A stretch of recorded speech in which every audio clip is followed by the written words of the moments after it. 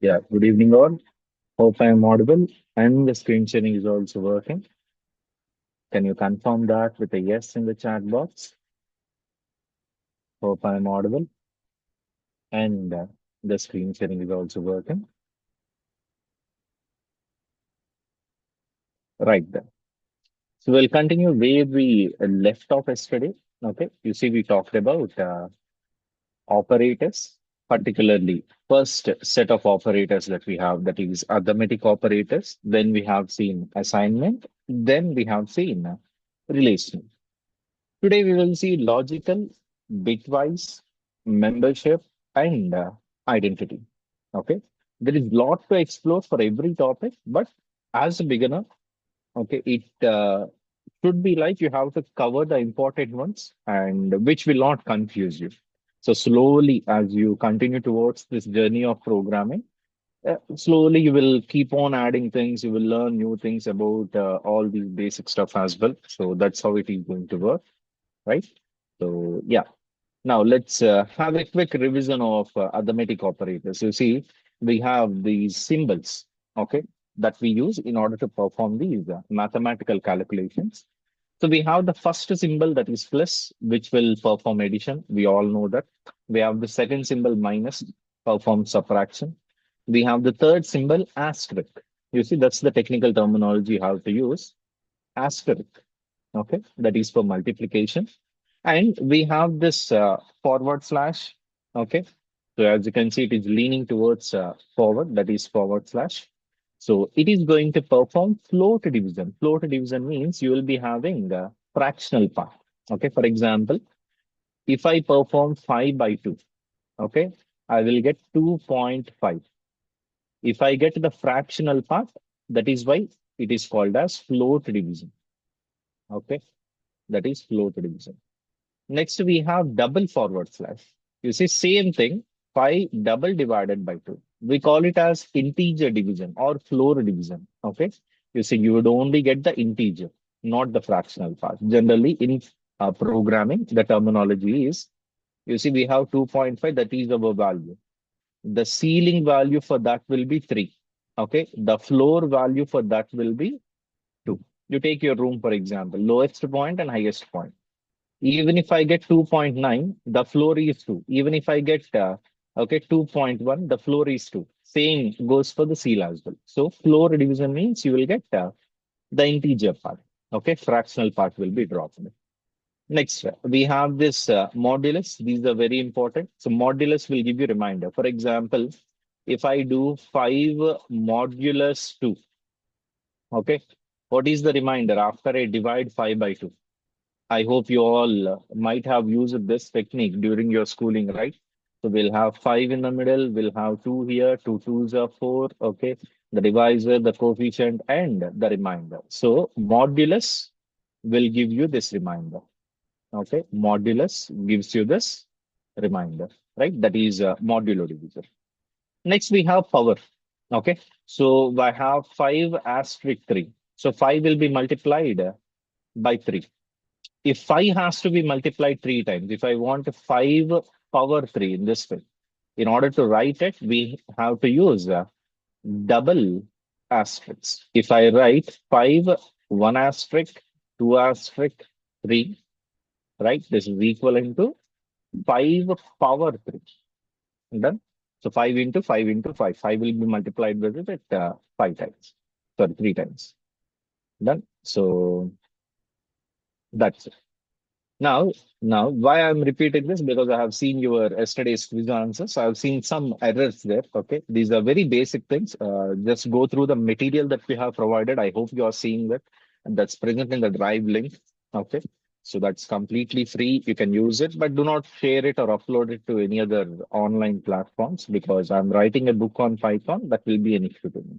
Okay, so use it, read it. That's the best material you can get. Okay, with lots of experience after referring different books. Okay, I have made that, so that will be very helpful to you.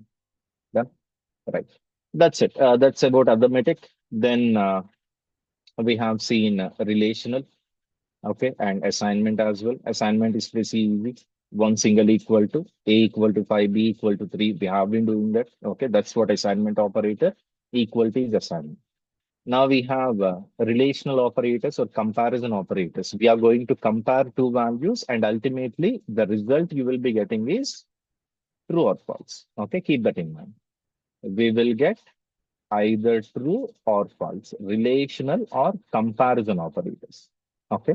Double equals to checks equality, whether they are equal or not. Okay. Not equal to, greater than, less than, greater than or equal to, less than or equal to. I even told you yesterday, if you're still being confused with it, if we have the bigger value on opening side of the mouth, or if it has two sides, means there we should have bigger value, and the closing side or where one edge is there, we should have the smaller value. If it is in this way, then it is true. Okay. Otherwise, it is false. Right. So if it is in this way, then it is true. Otherwise, it is false. Done. So that's about the revision of yesterday's operator session. And we have also uh, wrote some code to it. Okay. We have seen input, output, and all. And today's session, I'll take it a bit advanced. I'll tell you different types of displaying the output. Okay. So, yeah. Now, see, we have logical operators. I hope you all have gone through the logical gates, okay, either as a subject or during your physics, etc., and all in your schooling, right? Logical gates, logical operators. We have English words here, okay? We have directly keywords. We have logical and, we have logical or, okay? We have logical not. We have logical and, logical or, logical not. Okay, I have some truth tables in bitwise operators. Let me show you the truth table of and or not. Then we can proceed with okay, our program here. Okay, let me show you that. You see, this is the truth table for logical AND gate. Logical AND gate. Okay, I'll give you one example to compare it. So let us say we have two expressions. For example, I'll take, okay, 5 greater than 3. This is one expression which will give you a result. Next step, we have 3 greater than 1. We have another expression. This will give us one result. Okay. So if I have to continue, if both the conditions are met, if both these conditions are met, then I'll be using the AND gate. Okay. When both of the conditions are true, then okay, I can what you say, I can proceed further. Okay, if I have to give you a real world example, let us say in order to vote in India, okay, what are the two conditions for you? You should be greater than 18. Okay, your age should be greater than 18, and your nationality should be an Indian, right? So when both these conditions are met, then only you will be allowed to vote. Similarly, okay, whenever we want to execute a logic where we are dependent on multiple expressions, multiple outcomes, okay, have to be true or false or something else, then we will be using this AND gate, right? So what does this AND gate do? What does this AND gate do? You see, this AND gate, okay, is going to give you the output as true only when both the inputs are true. Let us say we only have two expressions. We have expression 1, we have expression 2. You see 0, you can consider that as false. 1, you can consider that as true. If both the expressions are true, then only the result will be true. Okay. Otherwise, it will be false. Done. So that is AND gate. That is AND gate. And both, okay, both have to be true. Right? Next step. I'll show you this practically as well. Don't worry. So see OR gate. Okay. So we use the keyword OR.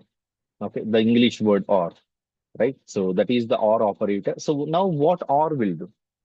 OR will give you true at least if one of the outputs is true. Okay. For example, you see 5 greater than 3 you have, right? And or you can keep, and you can say 3 greater than 7. You see, this is going to give us true. This is going to give us false. Okay. One expression is true, other one is false, right? So even if other one is false, at least if one expression is true, you are going to get the output as true. So OR gate, you see here, one expression is true here, so output result you are getting true. Okay, A is true here, output result you are getting true. Both are true, output you will get that as true. If both are false, then only the output will be false. Okay, or gate. At least if one is true, then you will be getting the output true. Right. So let us see the theory part once, then we can quickly jump on and check with some programs. So we have AND gate, we have OR gate, we have NOT gate. Okay. So we have the logical AND operator. If both the values are true, then only the output will be true. OR operator, if at least one value is true, then the output will be true. Now, logical NOT. So what NOT will do is, if the output is true, it will convert that to false. If the output is false, it will convert that to true. It will give you the opposite of it. Okay. True will become false, false will become true. Opposite of it. Done. So AND or NOT. These are the three logical operators we have. Let us quickly check this with some code. Okay, let's write some code, and then we will proceed with bitwise operators. That is very important, and mostly I've seen students struggling with bitwise operators. I'll make it easy. We have a good PPT presentation for you to understand it better as well.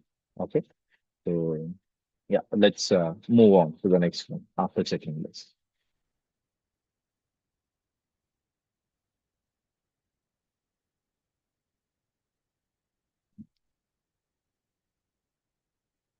Right. So I'm now using Visual Studio Code. Okay, last session I have used a browser so that even if someone doesn't have a laptop, okay, don't know how to set up all these things, don't worry, you can happily use browser. VS Code is just an application. Just go to any browser, search for VS Code. You can download it, and same thing. You can create a new file. You can open a folder, create a new file like me. Okay. So the file I'm going to have here is, so let us say these are our operators now, and we are going to talk about logical operators. Okay. Logical dot py. I'll name it. Done. Right. So logical dot py.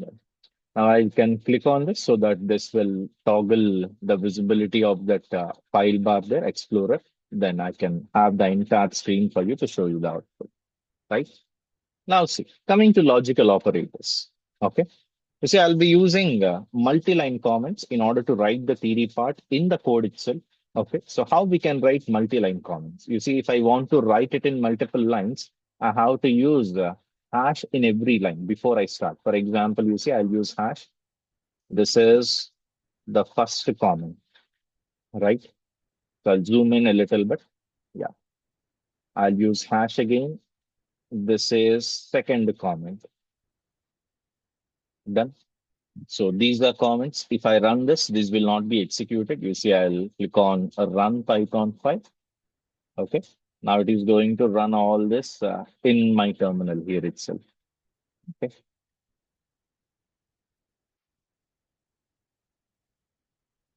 Yeah, you see, it executed it. Nothing. I didn't get any of them. Okay. So I think, yeah, it's executing it now.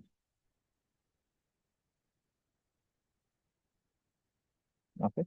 Nothing. We didn't get any output because we did not write even one single print statement. Now let us print something here. Done. Now if I run it,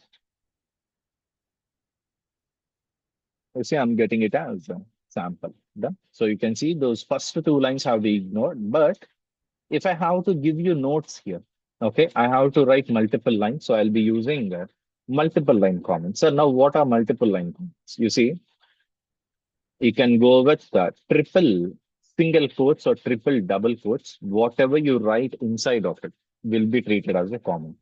Okay.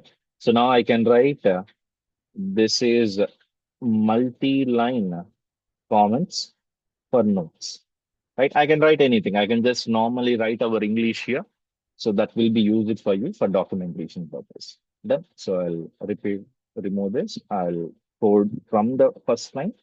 I'll keep all of the code and other text in these triple quotes here, okay, as comments. Done. Now coming to logical operators. What are the logical operators we have? We have logical AND, we have logical OR, we have logical NOT. Okay. Let me write some expressions. Let me run that for you, and I'll let you tell me the output for them. Okay. So I'll tell you that for one or two values, I want you to do some practice with it. So A is equal to, let us say, 5 I'll take, B is equal to 3 I'll take, C equal to 1 I'll take. Okay. So if I print A greater than B, we would be getting true or false. Okay. You see, I'll run that and I'll show that to you first. So 5 greater than 3, that is A greater than B. That is true. 5 is greater than 3. So you can see the output here, true. I hope you can find the output here, right? So after this file is executed, we will have the output right after it. Then it will again show the normal okay, file folder structure. This is called as terminal. This is where we run our programs. Yeah, right. So A greater than B is there. Now I can add logical AND here. You need to give a small space. Otherwise, what will happen is, you see, this is A greater than B. Then after giving space, it will recognize this as A and B. If you do not have that space, you see, now it becomes band. It will think that, okay, band is some type of identifier. Okay. You have used it as some variable and it is unable to find it. So make sure you're giving some space there so that Python can recognize it and execute, okay, in similar way. So now A greater than B and B greater than C, okay, B greater than C. Now you see A is 5, B is 3, C is 1. So A greater than B is 5 greater than 3. That is true. B greater than C is 3 greater than 1. That is also true. So both are true. So logical AND will give us true. You see, I'm running it. Logical AND will give us true. I'll close the terminal again. I'll run it again so that you can clear out all that extra stuff.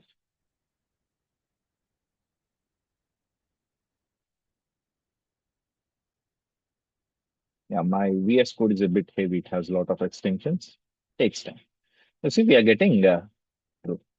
Now, what if I make it false? For example, if I change C to 10, now what will happen? A greater than B, that is 5 greater than 3. That is true or false? True. Okay.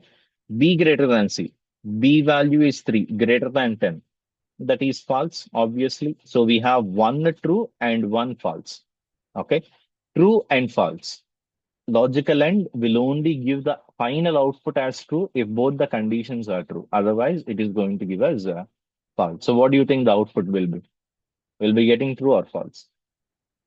If I run this, if I click on enter, what do you think the output will be? Will we get true or false? Okay, I've changed it a bit. We'll be getting, yes, we would be getting false there. Yeah, correct. Okay, so let me run it.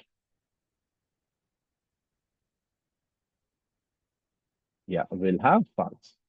Now it doesn't matter how many you have. You can keep on moving forward. You can keep on adding conditions to check. I can have one more end here. Okay. So now I'll see if B greater than A. Sorry, not B greater than A greater than C. Okay. So now I'll have a single line comment here. So what is the result of the first expression? That is true. What is the result of second expression? That is false. A greater than C. 5 greater than 10. That is also false. So we have true, false, false. If all these three are true, then only AND will give us true. Okay. Then only AND will give us true. Otherwise, we will be getting false. So if we run this, let's see what's the output here. False. So you can use AND for multiple expressions, right? Now, what if I change this to OR? I change this to OR. Okay, let me remove this part. We'll only have the first two, right? So A greater than B or B greater than C. What do you think the output will be? A greater than B is true. B greater than C is false. True or false? Okay. Logical OR will give you true at least if one of the outputs is true. Okay. So I run it. You see, we are getting it as true. Now, if I change this, for example, A greater than C or B greater than C. Now both are false. Logical OR will give you false only if both the conditions are false. Okay. Logical OR will give you false only if both the conditions are false. Okay. That's very easy actually. I hope you got a clear idea, clear understanding of these logical operators here, these two. Now let us go with one more thing. Okay. Let us see logical not. Okay. A greater than B. What's the output? What's the output of A greater than B? You see, logical operators will give us only true or false. So you only have two options, either true or false. That's it. Okay, that is false there. Done. So if I run it, okay. So sorry, relational operator, we are using that with logical. Now you see A greater than B, we are getting true. Now not of A greater than B. So you got true. So it is going to toggle that Boolean value. So if I give true for not, it is going to invert it. It is going to give me false. If I give false to it, it is going to invert it. It is going to give me true. For example, if I say A greater than C, the output is false. Okay. And not of false, you're going to get true. You say, I'll run it. Now you see both you are getting it as why we are getting false. Sorry, it's A greater than C. No? But my bad. Now you see, first one you're getting it is false. Second one, you're toggling that, so you're getting that as true. So not what it will do, it is going to toggle. If you give true, it is going to give you false, opposite of it. Right? That's it. That is about logical operators. Done. Now let's talk about bitwise operators. This is very important. Okay, at a higher level, when you are looking for big packages, these binary operations, we have a separate topic for it. Okay, we call it as bit manipulation. If someone is preparing for 7 LPA or beyond that, you might have heard about it. So bitwise operators are very important. We can construct complex logics very easily by using these bitwise operators. Okay, right. So I hope you understood this. Yeah, we'll continue. We'll get started. Now, see, coming to bitwise operators, as the name indicates, bitwise. Okay, they are going to operate at bit level. Bit level means they will operate at 0 edge 1.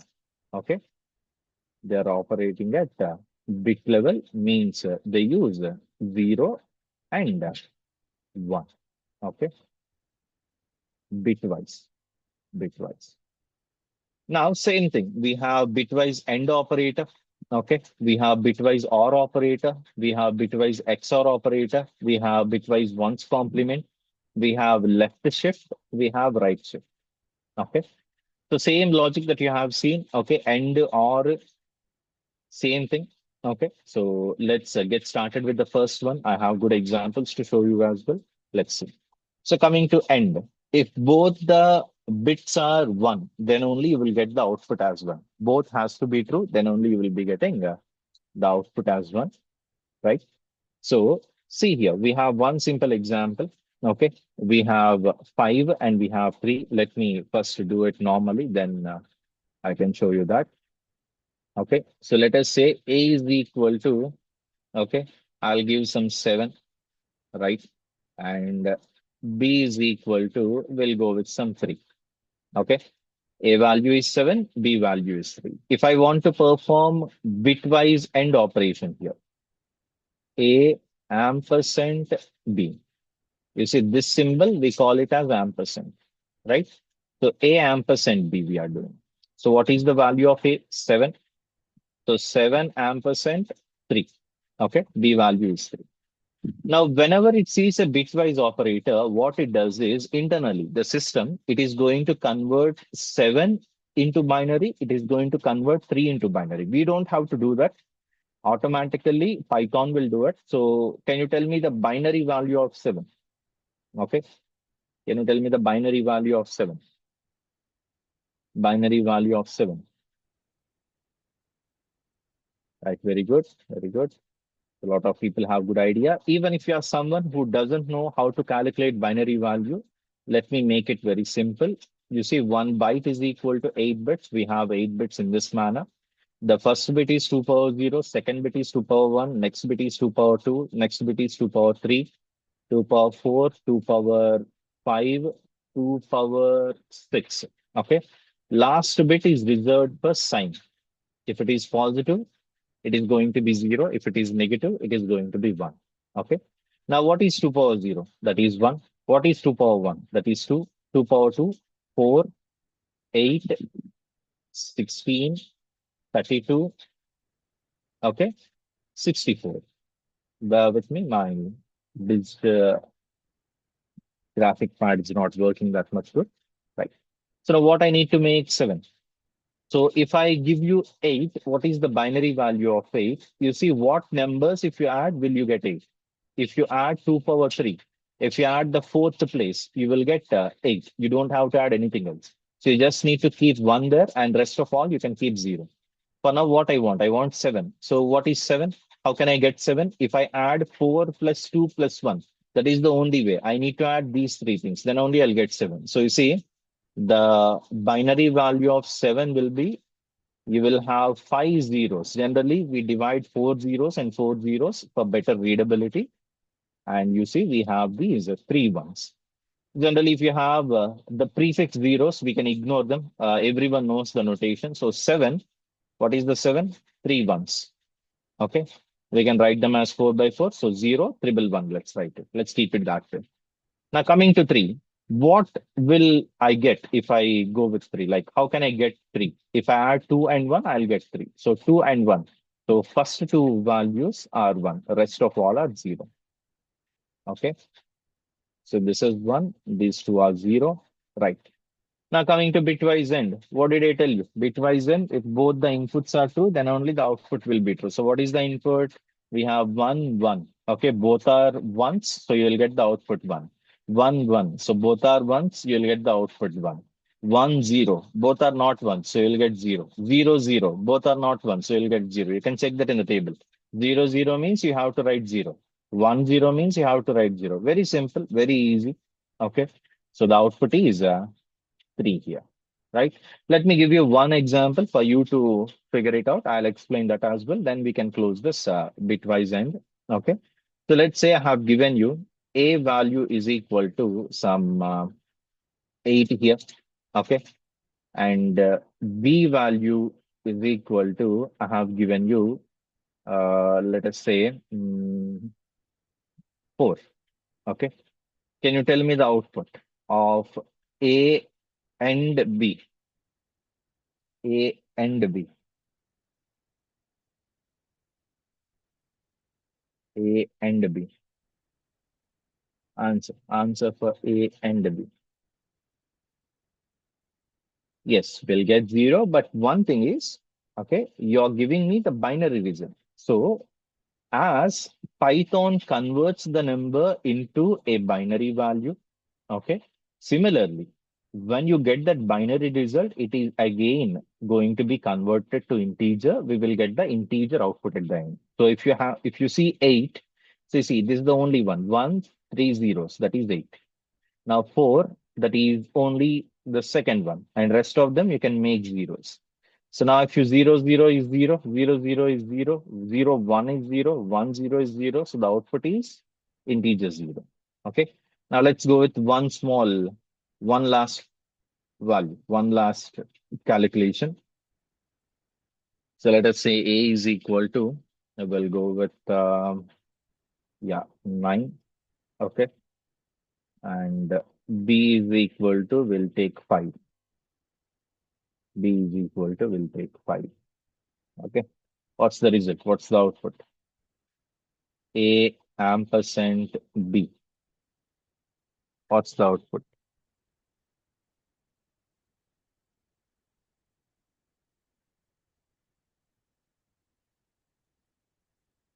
What's the output? Let's see what is 9. So if I add 8 and 1, I'll get 9. 1, 0, 0, 1, that is 9. And can I get 5? If I add 4 and 1, I'll get 5. Right? Bitwise and 1 and 1, you'll get 1, 0 and 0, 0, 0 and 1. Again 0, 1 and 0, you'll get 0. So the output is integer 1. Automatically it will convert and it will check it. Okay. Right. That is bitwise end operator. Now see bitwise OR operator. You see OR is very simple. As you have seen, if at least one value is 1, you're going to get the output as 1. Okay. So one value is 1, you are going to get the output as 1. So if we have A equal to 5, B equal to 3, A or B we did, okay, 0 1 0 1 is the value of 5 and 00 11 is the value of 3 in binary. So bitwise OR operation, 1 and 1, at least one value is true, so we'll get 1. 0 and 1, at least one value is true, we'll get 1. 1 and 0, at least one value is true, so we'll get 1. 0 0, both are false, we'll get 0. So what is the output of A or B? We will get 3, same thing as that. And we have XOR. Okay. So you see what XOR will do is XOR will give you output as true only if the inputs are different. You see, first input is 0, second input is 1. First input is 1, second input is 0. Both the inputs have to be different. Okay. Different. Then only this XOR will give you true. Otherwise, it will be false. If both the inputs are same, you will get 0. This is 0 0, you will get 0. 1 1, you will get 0. Okay. That is how XOR will work. Let me give you one small example. Let's do that. Okay. Let's take A equal to 9 and B equal to, let's go with 7. Can you tell me A XOR B? Okay. A XOR B. What is the binary value of A? That is 1 0 0 1. Okay. Next, what is the binary value of B? That is 0 1 1 1. Now XOR means both inputs have to be different. If both are same, 0. 0 and 1 different, 1. 0 and 1 different, 1. 1 and 0 different, 1. So what is the output? This is 1, this is 2, this is 4, this is 8. So 4 plus 2 plus 2, you will be getting 14 there. Okay. So in that way, you can calculate it automatically. Python will do that conversion for you. Python will calculate the binary value. Python will convert that into integer. Ultimately, you will get integer output only. Okay. You don't have to focus on that. Ultimately, you will get integer. Done. Now, next one we have is the complement. Okay. We need to use this tilde. We need to use this tilde symbol for complement, right?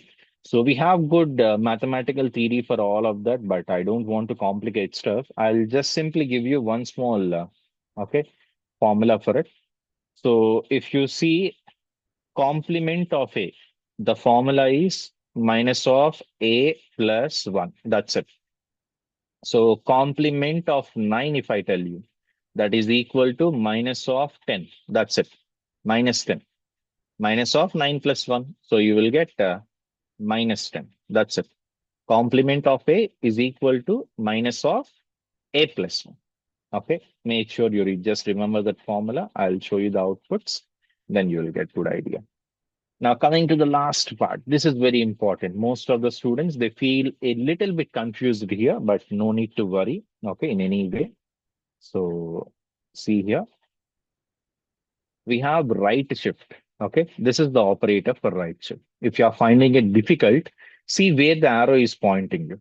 Okay, if the arrows are pointing towards your right side, that is a right shift. If the arrows are pointing towards your left side, that is a left shift. Okay, if arrows point to right side, that is right shift. If arrows point to left side, that is a left shift, right?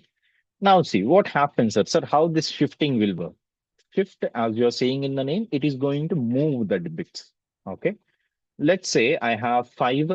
I need to move it. How many places? 2 places. Okay. We have this 5. Okay. You can see the binary value of 5. I have written all 8 bits here. Done. So all 8 bits have been written. I need to move it 2 places. Okay, means I need to push all these bits. You see, this 0 will move 1 step forward, 1 step forward, 1 step forward, 1 step forward. This 0 will move 1 step forward. I'll get 1 here. This 0 will move here. This 1 will move here. This is 1 step. I'm pushing this one out of my reach. Again, another step I need to make. So then what I'll only have 1 here. Okay, the 0 and this 1 will be eliminated.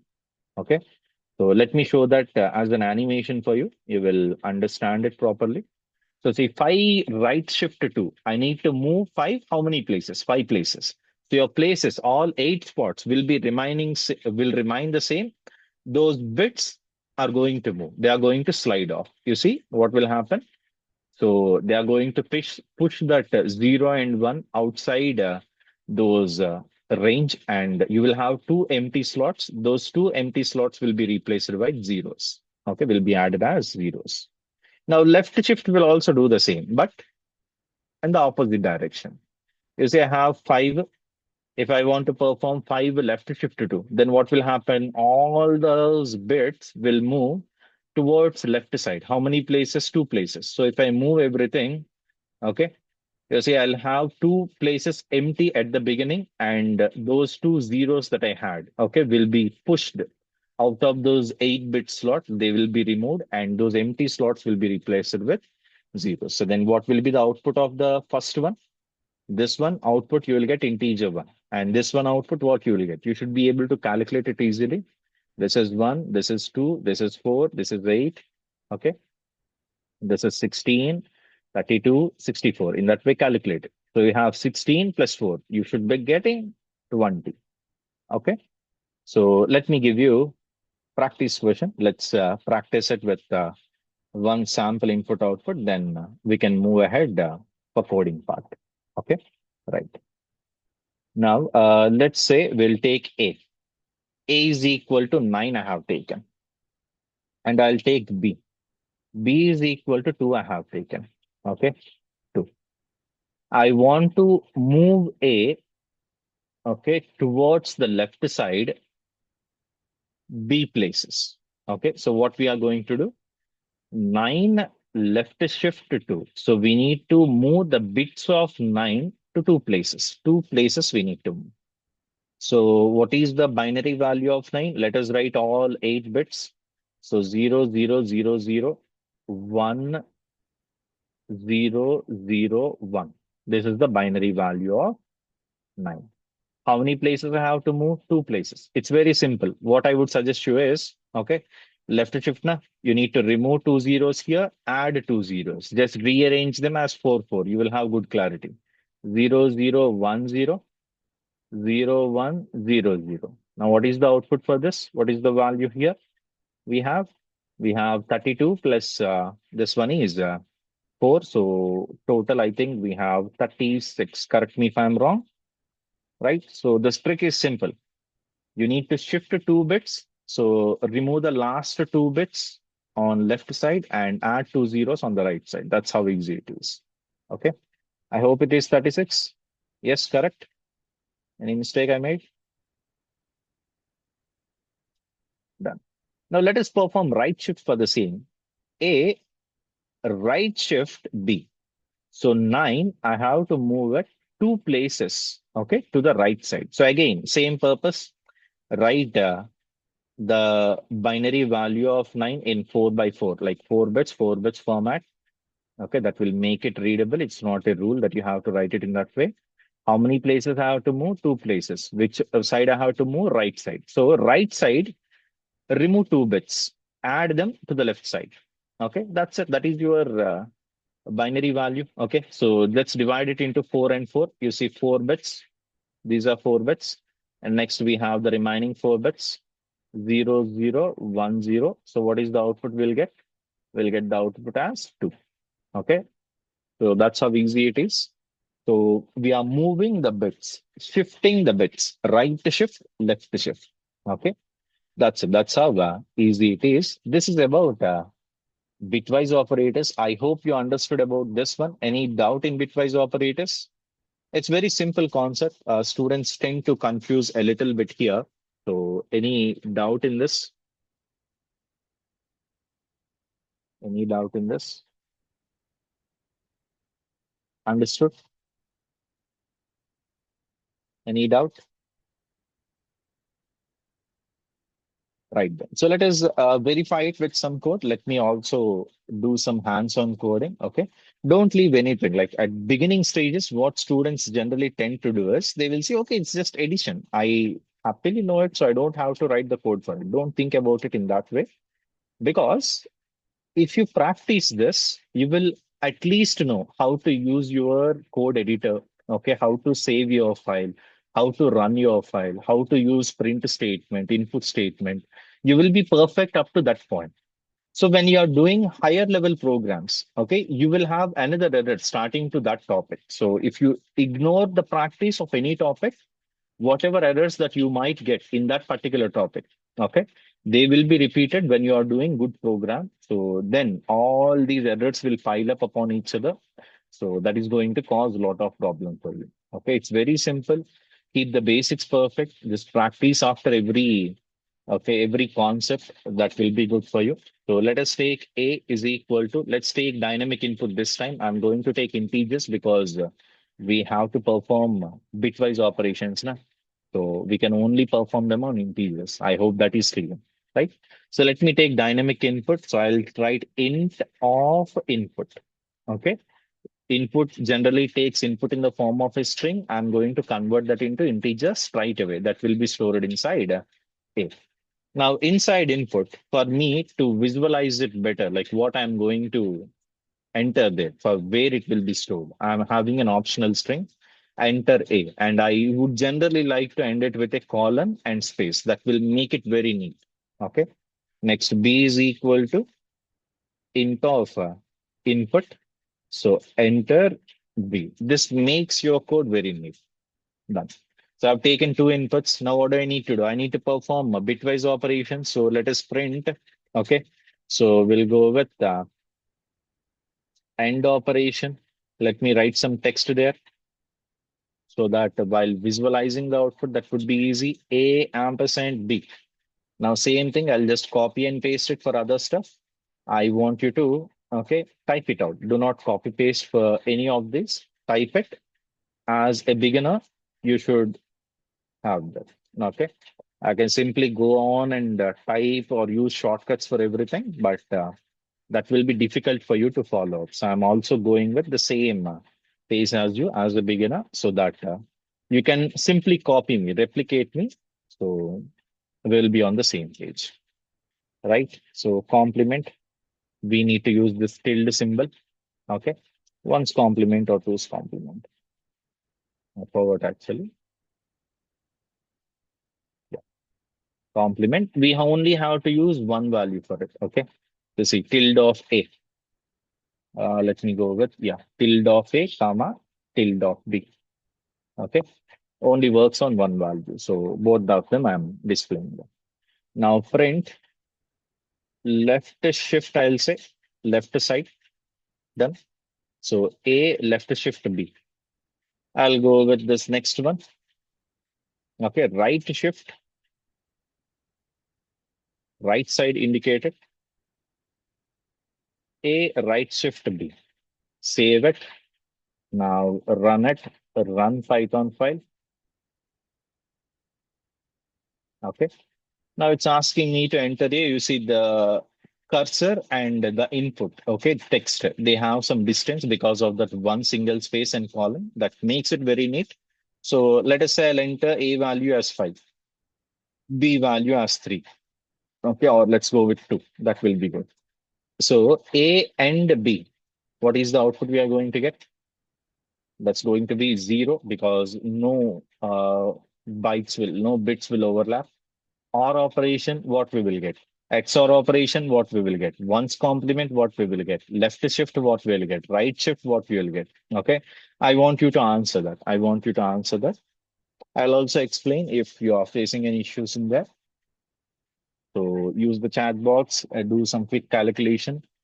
So we have taken small numbers, so calculation would be easy. You can simply do mind calculations. You can also use a small piece of paper and pen.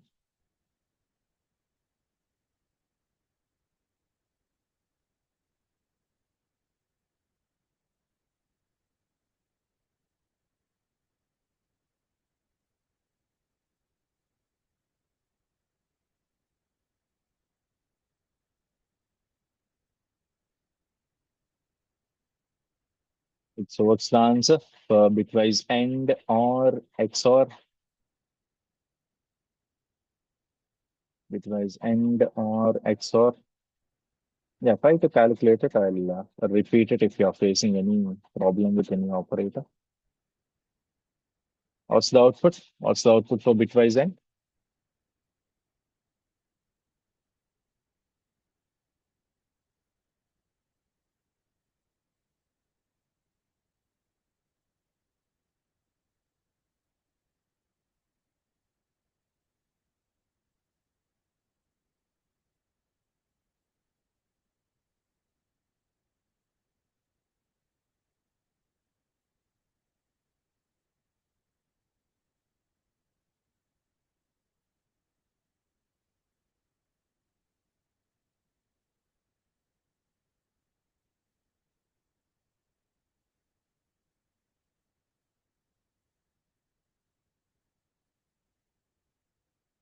Yes, bitwise end, we will be getting that as 0. Let me also do that parallelly with you, right? So if someone has any doubt, that will be clear.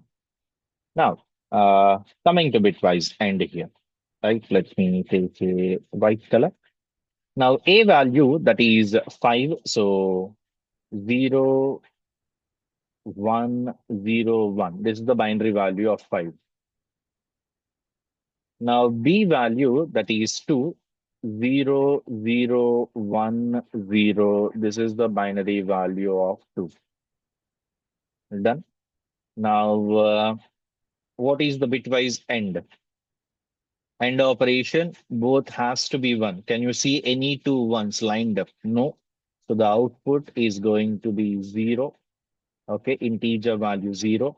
Bitwise OR operation, at least if one value is 1, then the output is 1. So you can see 3 are lined up in that way.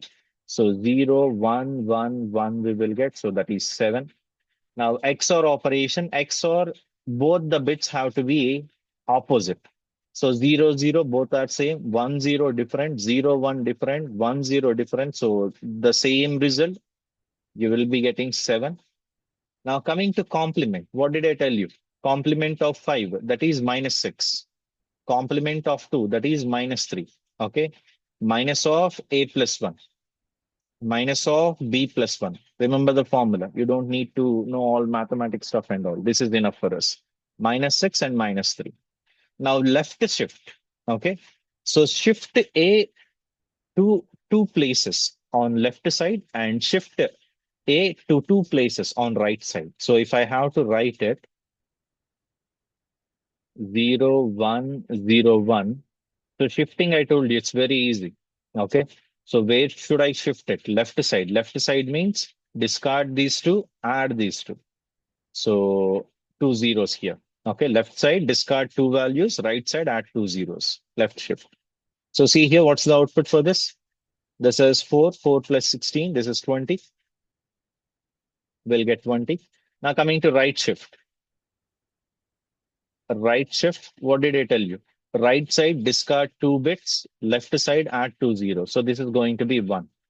Okay. So the output is 0, 7, 7, minus 6, minus 3, 20, and 1. That's how easy it is. Okay. So let's run it. See 0, 7, 7, minus 6, minus 3, 20, and 1. That's it. Very easy, very simple. I hope you all got it. If there are any mistakes, correct it. Just spend a bit of theory. Okay. So you will happily understand it. Yeah. Right shift 4. No, we will not get 4. Any issues still with anything? You guys understood everything? Yeah, 21. Correct, correct. Most of you, yeah, I think everyone got it correct. Any doubts? You want me to explain anything in bitwise operators again? Anything in bitwise operators again? Clear? Understood this part? Understood this part?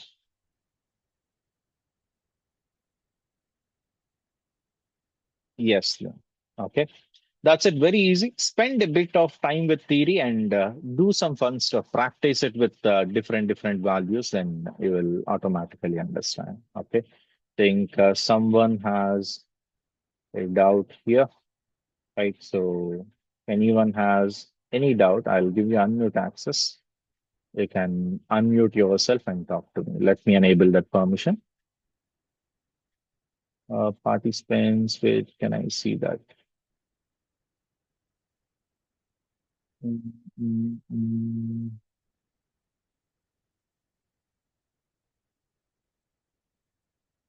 Here, I think you'll have it. Yeah, I've given you unmute access as well. So if you have any doubt, you can unmute yourself and talk to me. Don't make any disturbance. Okay. If you don't have any doubt. Right. So that's it. That is bitwise. That is the biggest hurdle that we have passed. Okay. Done. Now, rest of the things are pretty easy. Okay. Next, you see, we'll have membership operators and we'll have identity operators. Pretty basic stuff. Okay. Let me quickly go through them. So, membership. Okay, if it is a member, these are also going to give you true or false. And it is based on the name of the operations only. We have two operators in it, two English words. Okay, so we have in and not in. Okay, you take any sequence. If you want to check if a particular value is a part of that sequence, okay, you will be using in, not in. If it is a part of it, in will give you true. If it is not a part of it, in will give you false. Let me introduce you to string or list, then you will get a good idea. Let us say I'll take a list. A list is equal to, I'll have 10, 20, 30, 40, and 50, right? So if I display, okay, 20 in the list. You don't even have to know programming. Okay. 20 in list, present in list, yes or no? Okay. That is present. So true. So if I run it, I'll be getting true. I'll be getting true. Okay. If I search for 90, 90 in list, 90 present in list, no, that is false. So you see, we are getting is false. So whenever you have a sequence, if you want to check if a particular value is present in that sequence, okay, you will be using in order to know whether it is present or not. We can also use not in. It will give you the opposite of it. Just read it. Python is very readable. Python is very simple. 90 not in list. Yes, that is correct. 90 is not present in list. So I'll be getting true there. Okay, I'll be getting true, right? If I say 20 not in list, 20 is present in list. So the statement is false. So I'll be getting false here. Okay, so 20 not in list. So I'll be getting false because 20 is present in the list. So the operators are in and not in. Okay, in will give you true if it finds the variable in that sequence. Otherwise, it will give you false. Not in will give you true if that variable is not present in the sequence. Otherwise, okay, it will give you true. Done. Next, similarly, we have yeah, identity operators. Identity operators. For now, don't worry about it too much. We have to discuss something called as memory management, how memory works in Python. Okay. So for now, what you can think is identity, if it evaluates if both the values are equal or not. Okay. I know we also have double equal to. We also have double equal to in order to do that. For example, if I take A equal to 6, B equal to 6, okay, print A is B. Okay. A and B are equal. That works in the same way, similar way. A is B. As of now, at this point, you need to know a little bit about memory management in order to understand the advanced part of it. For now, it will check both the values are equal or not. And we also have one more use case of it to check the data type. So print type of A. Okay. Is int, float, etc. and all are normal names here, so you can directly write it. Type of A is float. No, it is not float. That is integer. So you are going to get false here. Okay, I'll run it again so that that will be clear. So type of A is not float. So if I write type of A is int, int, that's it.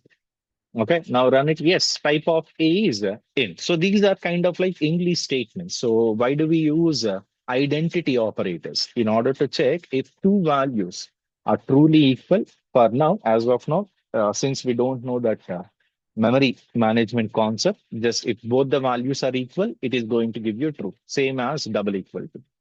Next, identity operators we can also use to check the data type. So if I want to check something is integer or something is float, okay, I'll be using type of function in order to get the data type of it. I'll be using is in order to check the data type and compare with any int, float, or okay. So string these char names that we have, right? That's it. That is about identity operators. Is and is not. Is not is opposite. Okay, same like in and not in. So is and is not are opposites of it, right? I hope you understood up to this point. Clear? Everything is clear. Any doubt? Any doubt in operators? Any doubt in operators? Membership and identity? Clear? Any doubt here up to this point?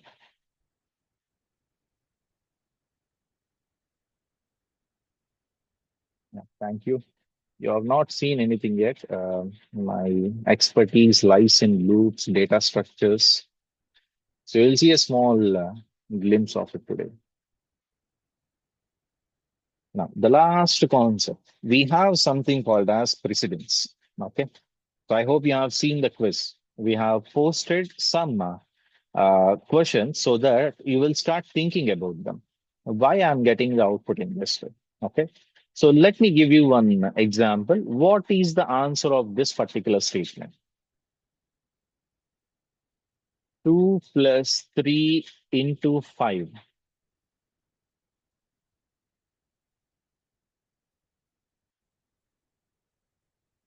What is the answer? 2 plus 3 into 5. 2 plus 3 into 5.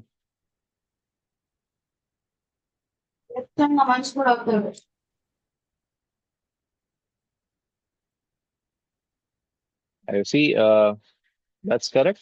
But why can't it be? Okay, I'll say the answer is 15. Why? Why it's not 15? Why you're saying 17? What's the reason? What's the reason? Yes, we have something called board mass. Okay, you might have studied it. This is nothing but operator precedence.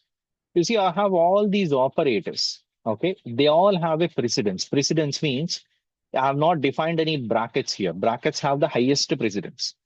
So without any brackets, generally they will be evaluated left to right. That is the priority order, right? Basic maths. I'm not telling you anything rocket science here.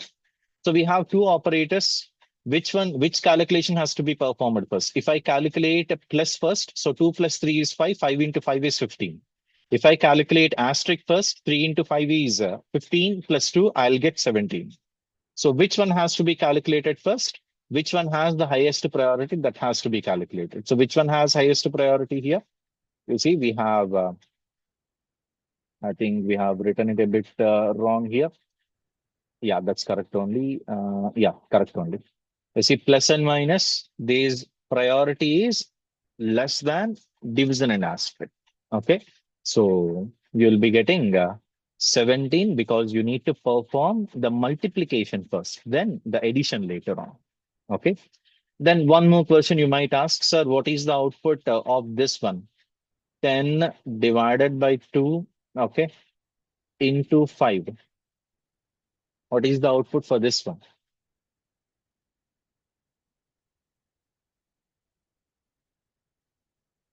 What is the output for this one?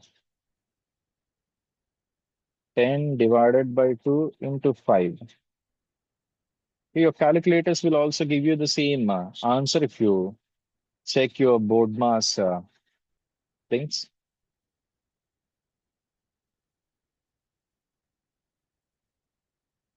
10 divided by 2 into 5.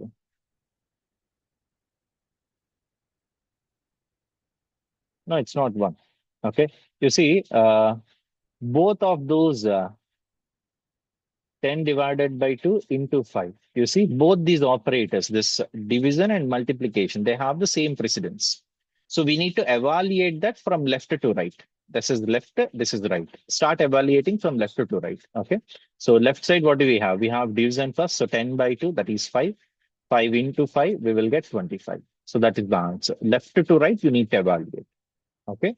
So when you have power, that one will perform right to left. So that's the only thing.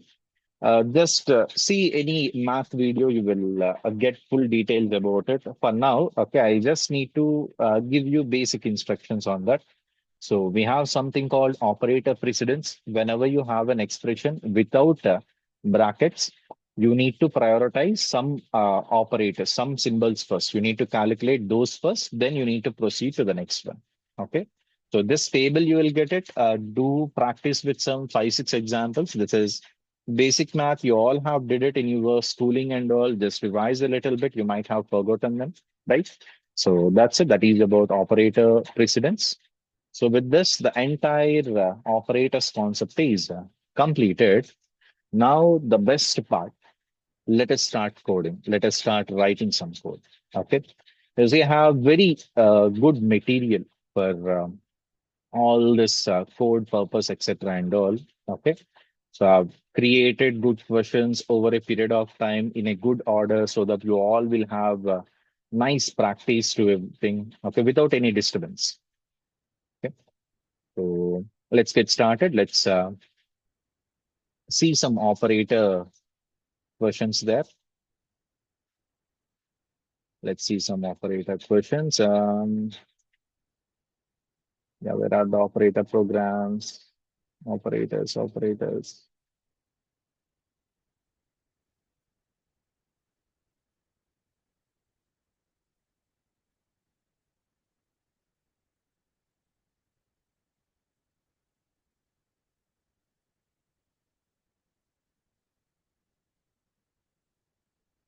Right.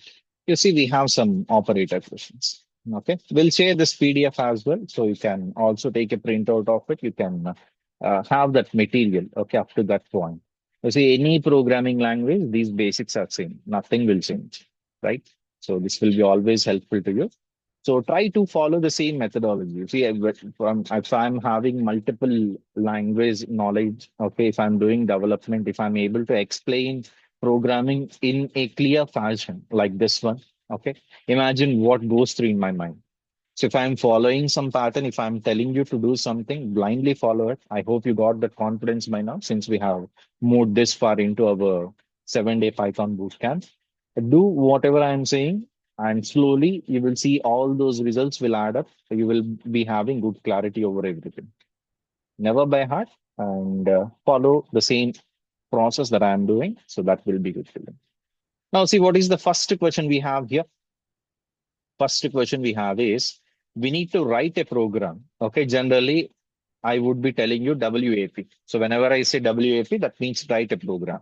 Write a program to find sum of n natural numbers. Okay. So we have given you the formula as well because these are operator programs. We'll only have simple basic operators, multiplication, division, basic logic in that. Okay. Aptitude and all. If you are good at it, good at math, that will be very easy. Okay. You don't even have to compare this with mathematics because you are using not even 2% of math, right?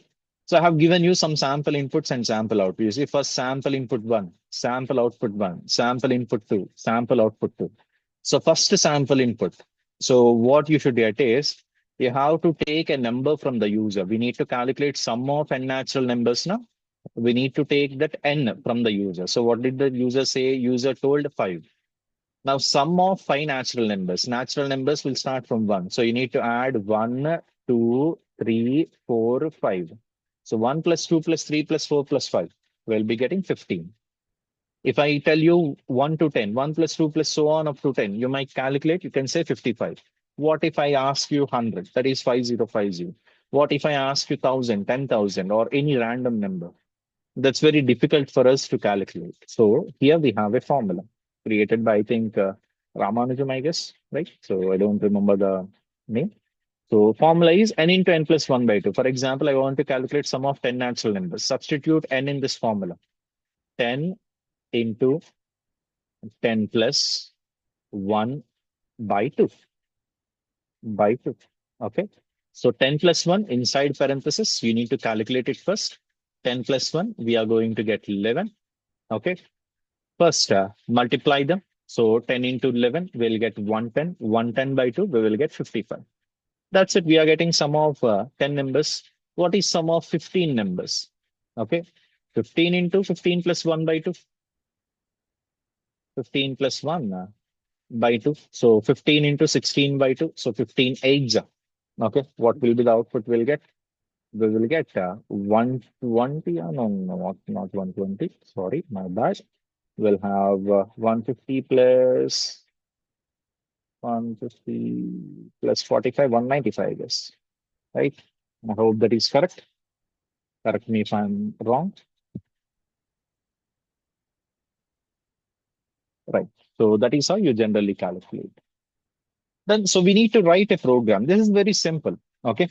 Let me ask you one simple question. Can you tell me sum of 30 natural numbers? Sum of 30 natural numbers. Sum of 30 natural numbers.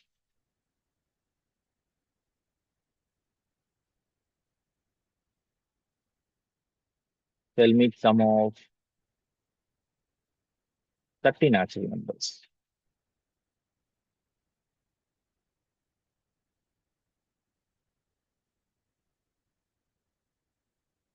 What is sum of 30 natural numbers?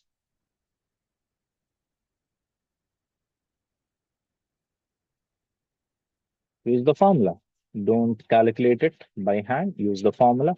That will be easy for us.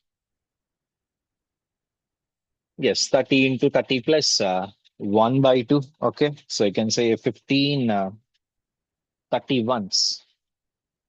15 31s. That's exactly 465. That's it. Just whatever you did here. Okay, visualize. Understand in this manner, programming will be easy. Whatever calculation you did in your mind, okay, you have to teach a machine the same thing. I have this machine, this Python, okay. I need to tell it, teach it how to calculate it. For example, imagine a small kid came to you, 6 years old or 7 years old. Okay, you need to teach him how to calculate sum of five numbers, sum of 10 numbers. Okay, earlier, if you remember, how you use it to perform addition. We use it to open our fingers. We need to calculate everything. In the same way, you need to drop down to that level. Okay. So how can we teach how to calculate this sum of n natural numbers to this machine? You see, we have a step-by-step procedure. That is what we call as an algorithm. Okay. Algorithm, we call it. Now, what is the algorithm? First one. First, what do we have to do? First, we need to take the n as input, okay, and as an integer input. We need to take n as an integer input. Now, second one, I've given you five. Let us say, let us assume, let us relate to that visualization. I have given you five. What is your next step? What you're doing? Okay, you are substituting that n value inside a formula. Same thing, use that as an instruction. Okay, so calculate n into n plus 1 by 2 and store it in sum.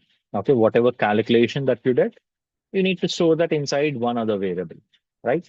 Now you have calculated it, you got the result. But how would I know? The computer will calculate the result.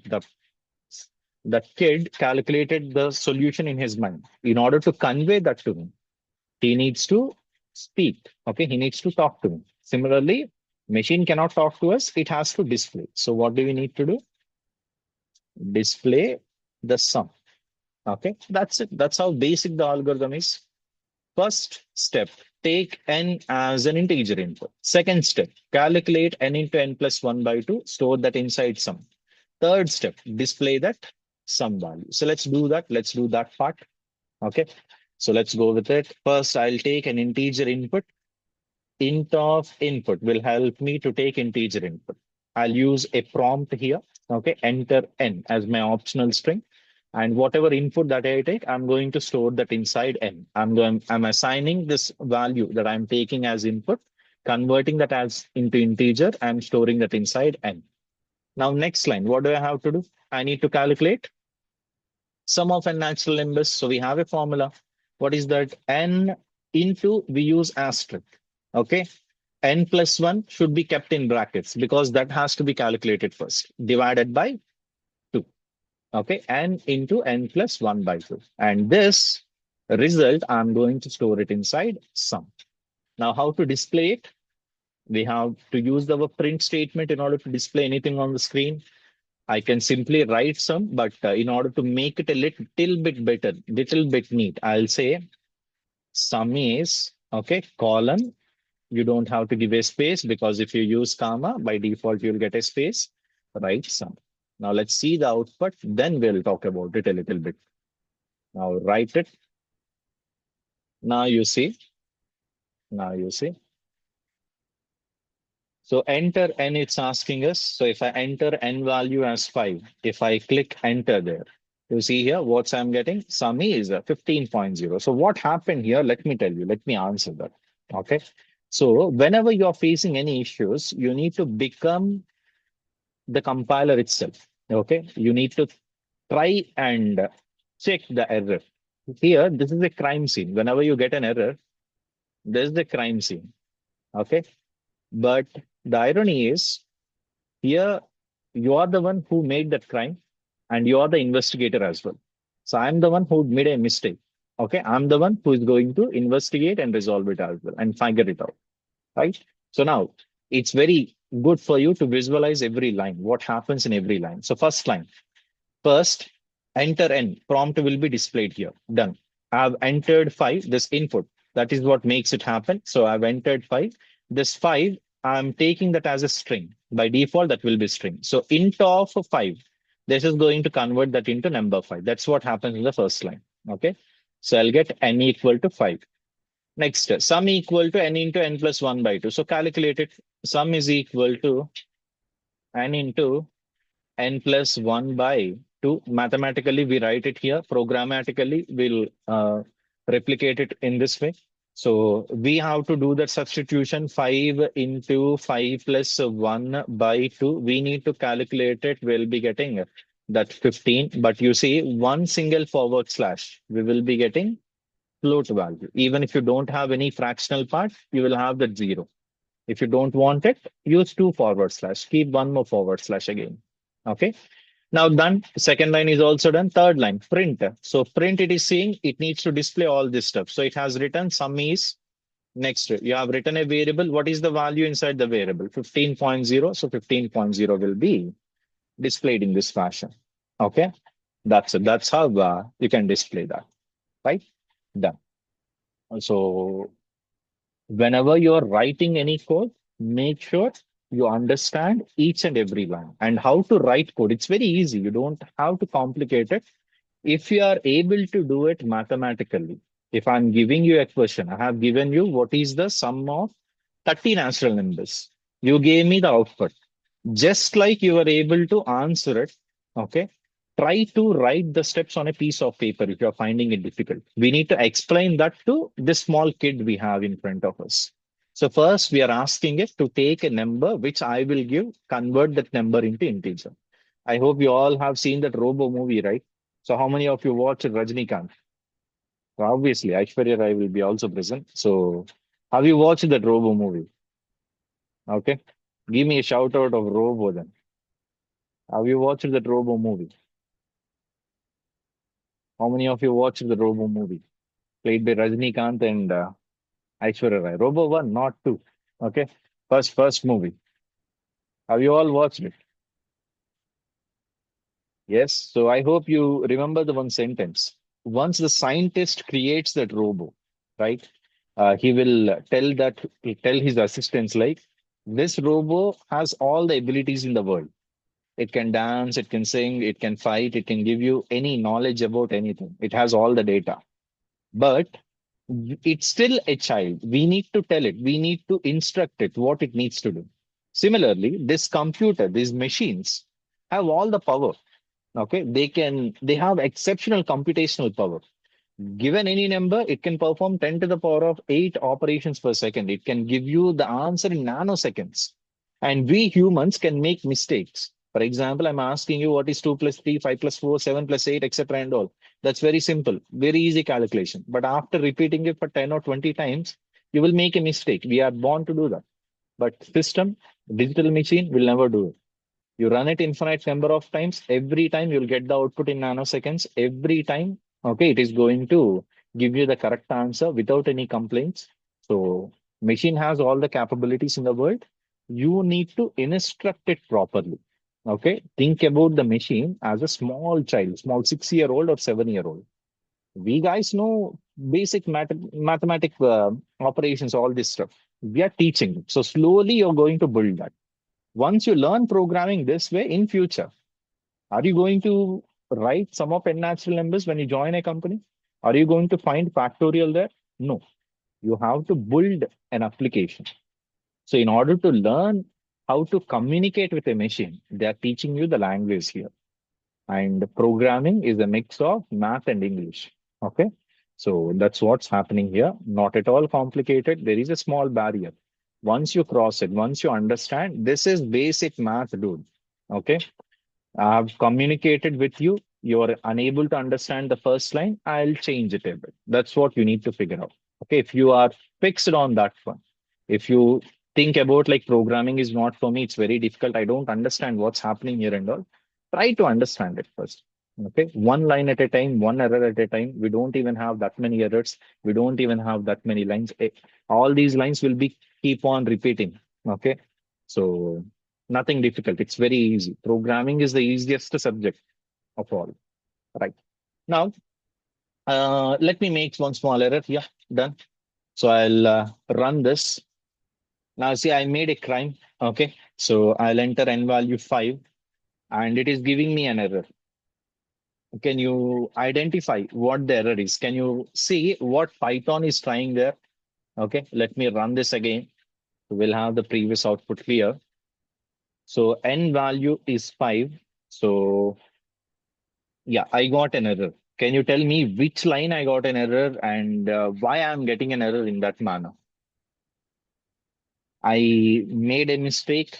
So Python is trying to convey that to me. So can you identify that?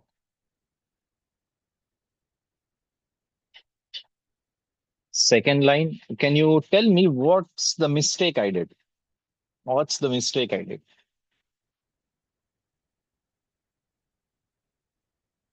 You see, asterisk is missing, but most of the times, okay, most of the times in mathematics generally, whenever we want to multiply, we will just say, okay, 2 into 3 plus 1, right? So we'll use this brackets as multiplication, no, but we need to have this multiplication. You want to multiply it, you need to use asterisk to convey it. As I told you, this is a small child.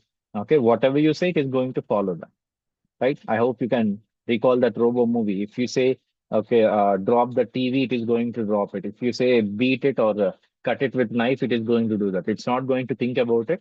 So here, the instructions has to be perfect.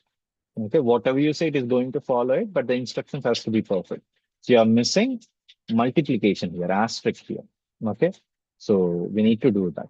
So we did not do it. So it is thinking it has a function, just like we use print, open parenthesis, close parenthesis. This is a function. We are calling this print function. Similarly, it is thinking n is a function. You're trying to call something. Okay, so that is why it's saying n is an integer. It is not callable. So if you understand errors one at a time, there will come a point very soon. Okay, not too many errors are present. So automatically you will not repeat any of them. Okay, that's it. That's how easy it is. Right? Done. Then understood, clear this one. You understood the thinking process behind how to get started with everything. Understood the first program, that is sum of n natural numbers. Clear? Any doubt in this? Any doubt in this?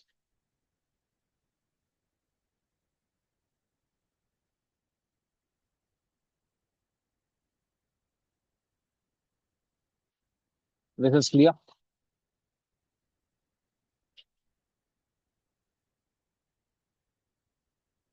Right, right then. Now let's move ahead to the second one. Okay. So I hope you can see the question there. We need to write a program to calculate length and breadth of a rectangle. Okay. We need to write a program to calculate length and breadth of a rectangle. And what are the formulas for it? So length into breadth, okay, is the output. Sorry, length into breadth is the output for area. Sorry. Just my bad. I was thinking something else. We need to find out area and perimeter of a rectangle. So in order to find out area and perimeter of a rectangle, what are the inputs that you would need? If I ask you find the area of this rectangle, then what will be your response? You would read the length and breadth of it. So area formula is length into breadth. Perimeter formula is 2 into length plus breadth. Okay. So we have some sample inputs, outputs. Just do that mathematically. Okay. Take a piece of paper first. Whenever you get any version, spend 5 minutes in order to read it. I do the same. I'm advising you to do the same. So L is 2, B is 3. So length into breadth, 2 into 3, I would get that 6. Length into, sorry, 2 into length plus breadth. Length plus breadth is 2 plus 3, that is 5. 5 into 2, that is 10. So everything matches here. I can also check the same. 10 20s are 200. 2 into 10 plus 20, that is 2 into 30, that is 60. So it is matching. So once I am okay, once I know the solution in math, okay, then I can start the coding part. Coding part is very easy. What do you need to do? You need to take two integers as input. Two integers as input. I hope you can do that. We know how to take integer input. We know how to take it 2 times. Just write it 2 times. And we need to multiply two numbers. We did that in operators. We know L into B we can do. We need to multiply and add to operands. We can also do that. Very easy, very basic. Okay. The key lies here is thinking. It's simple. You don't have to complicate stuff, right? It's very easy. Let's go ahead. This is the first question that we have completed. Now, algorithm, you don't have to write it for every solution. You just need to keep that in your mind. What is the algorithm for this one? Okay, first step, take length as an integer input, copy it, paste it. Second step, take breadth as an integer input. Okay, breadth as an integer input. Next, calculate area and perimeter. I'll make it human readable. I'll not have that all those formulas, etc. and all. Okay. And store it inside and store them. I'll just keep it very simple. Store them. So if you ask your friend, Array, how to calculate area and perimeter of a rectangle? Okay, then he will say, bro, take two values, length and breadth of it. Use the formula for area, L into B, perimeter, 2 into L plus B. That's it. You'll get the answer. Calculate them, you'll get the answer. That's it. That's how you should have the algorithm running in your mind. In your mind, that has to run. Display the values. Display the output, we'll say. Keep it simple. That is fine for us. Done. Now let's go ahead and start executing it. First, I need to take length as input. Okay. I'm going to make some mistakes. Okay. Knowingly, I'll make those mistakes. So don't worry about them. You need to correct it. So you're the investigation officer now because we guys know how to take input, how to print output. So I'll leave that for you. Done. Enter length, or I'll say enter L. Breadth into of input. So I've given hundreds of trainings, so I know what type of errors people generally think about and yeah, how to remove them while explaining the concept itself. So I'll find area. Area is equal to, I'm going to perform L into B. Next step. I'll go with perimeter. I'll take it as 2 into L plus B. Done. So I just need to print them. So I'll go with area is equal to comma area. Next step. Perimeter is equal to comma perimeter.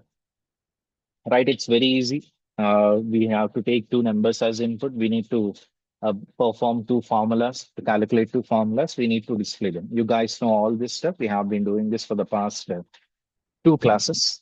Now, how many errors are there? How many errors you can figure out? Okay.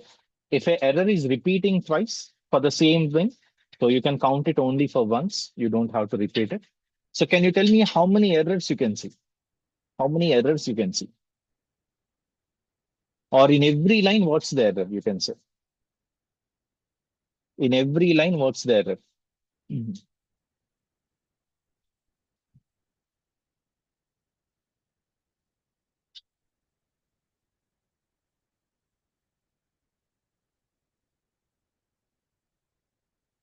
See how many errors you can calculate. Give me the count of it. Give me the count, total count. How many errors you can spot? So yes, one error, two error, yeah, five, six. I'm saying now. Let us say I am a beginner. I don't know. This is what I started with as my programming code. Now let me take the help of my good friend Python here. So I'll run this. Now Python, it is going to give you that output. So you see, it's asking me to enter length. I am thinking I don't have any error there. I'll enter length as 5. It is asking me to enter breadth. I'm thinking there is no error in my code. I'll enter 3. Done. The first two lines, we don't have any error anyway. So see here, it is giving me an error. What is it saying? It is saying name L is not defined. In which line? In line number 3, you can see that. Okay, let me extend this a bit.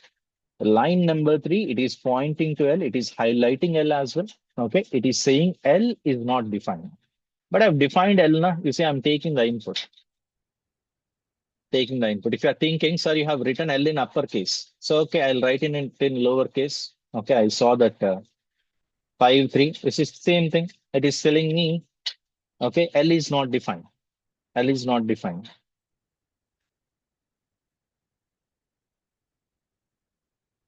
right?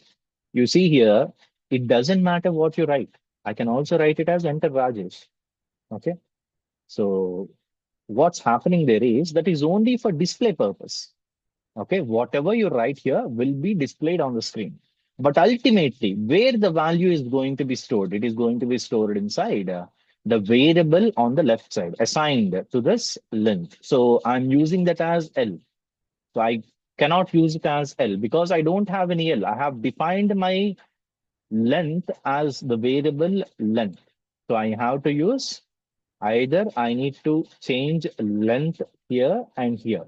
Okay, or I have to change the first line length to L. So I'll change it here. So that is the first error I have resolved. Okay, name, right? So enter Rajesh, that is nothing but length. Enter B, that is 3. So and again, same error. Okay, I can now recognize because I got the errors. It is saying B is not defined. I'm asking B only enough. But what you need to check, left side, it will be stored. So breadth. So BREADTH, I need to change it. BREADTH, I need to change it. Done. Any other errors you guys can find? Any other errors you guys can find? Any other errors you guys can find? Can you spot any other error?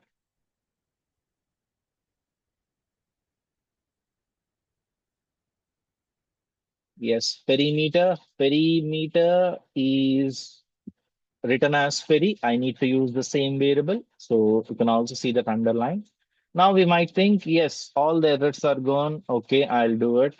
So now let's run this. I'll take length as 10, breadth as 20.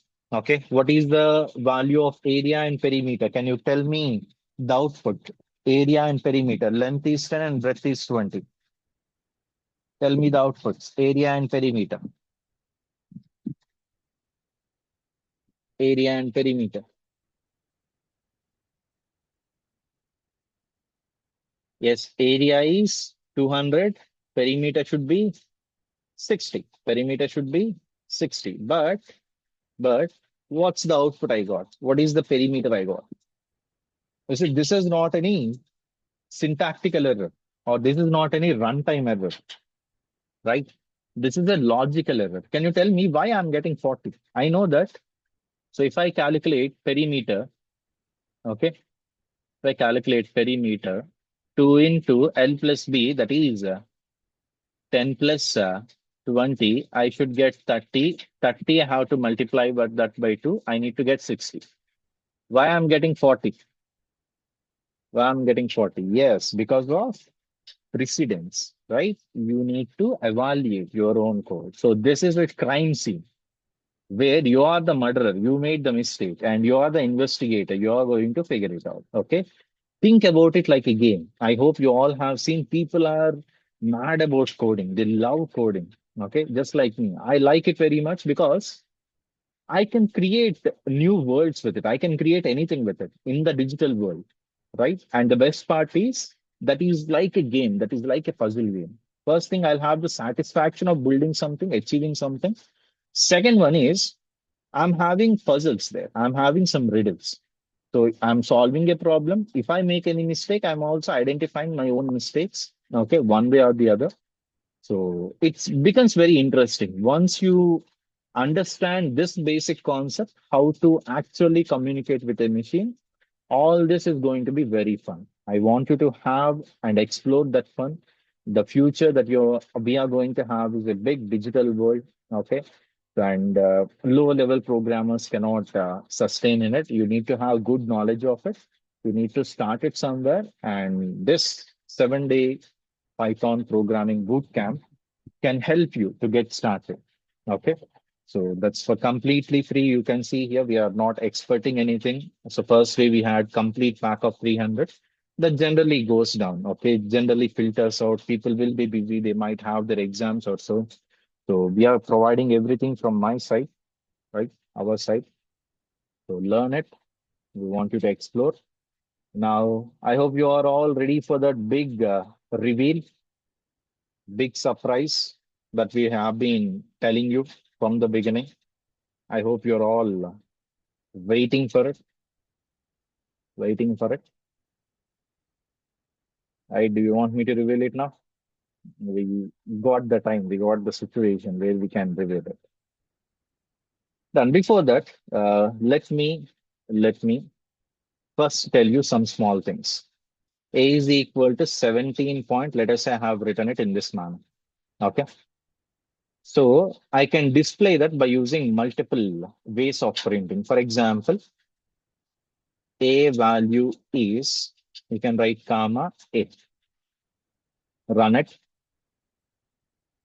Okay. You will get the value of A in this manner. Now, I can also use something called as F string. Okay. So F string, the name itself, F we have to write. After that, we need to go with our string. A value is, instead of writing it separately by using comma and all, I can have it inside the print statement, but I need to keep that inside curly braces. Okay, you see, it's very simple.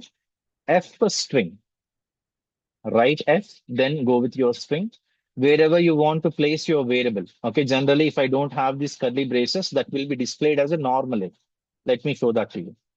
Right? If I run this, you see A value is A we are getting. If I want this particular place to be replaced by the value inside it.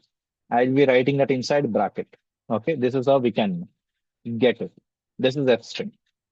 Now I have an issue, sir. I don't want these many digits after the decimal point. I only want to print it up to two places, only two places. So we can use something called dot format. So let me show you that. So we will have our string value of A, right? Value of A. So here you can have these curly brackets, right? And dot, we have format. So A you can write. Now what will happen wherever you have curly braces, this dot format, whatever you write inside it is going to replace the curly brace here. So you will be having A. You see, you will be having it. This is another way of printing. Now, what did it tell? Sir, I only want up to two places, sir.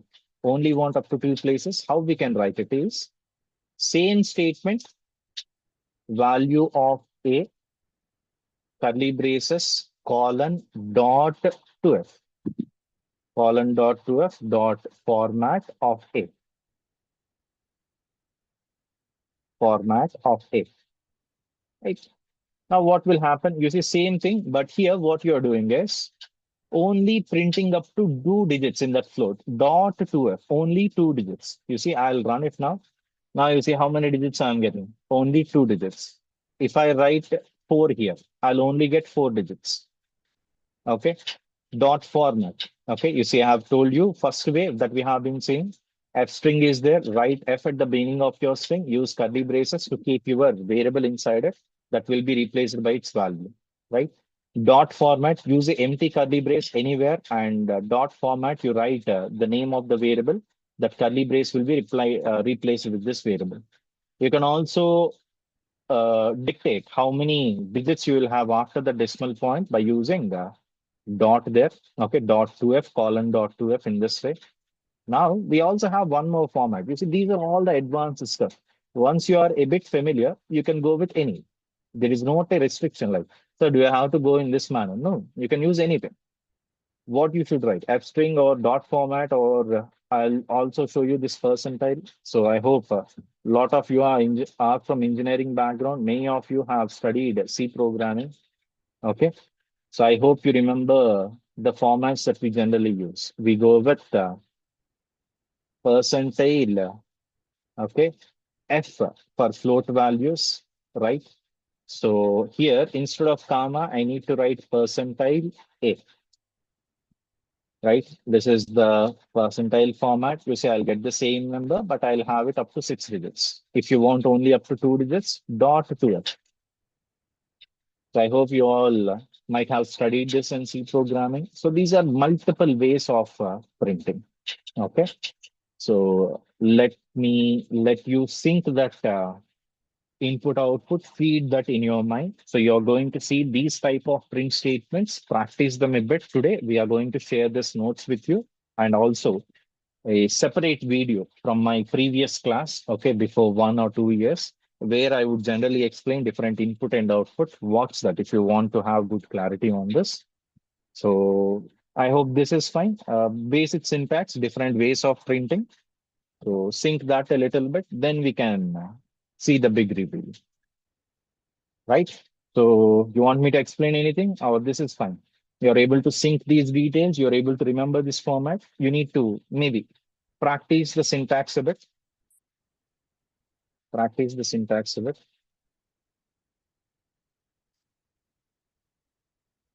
Many coding tests, normal print statement not working. I would suggest you to share that. Okay, a situation, record it, send that to me.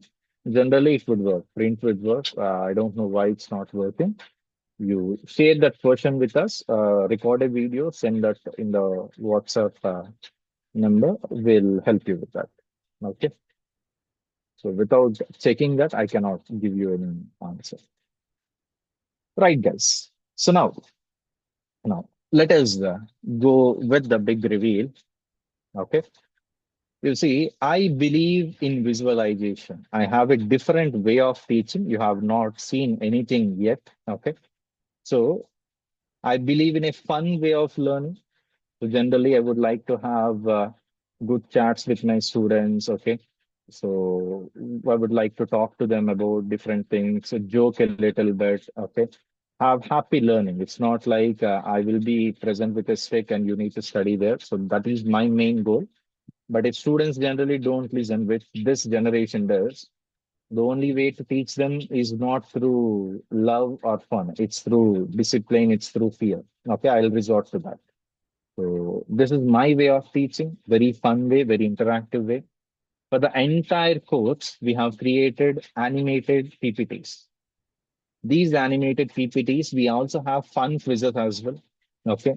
Where this is not a classroom session. Otherwise, I would have converted you into two groups and we would have a good uh, quiz session. Okay. Very fun it would be.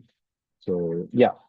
Let's see the first animated PPT in operators. So, right. So, we are going to go through the program number 3 and see the question here. Okay, we need to write a program to take a radius and find area and circumference of a circle.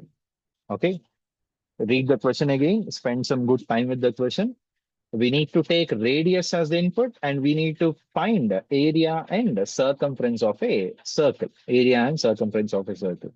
Can you guys quickly tell me the formula of area and circumference of a circle? Area of a circle formula, circumference of a circle formula. Can you guys quickly tell that?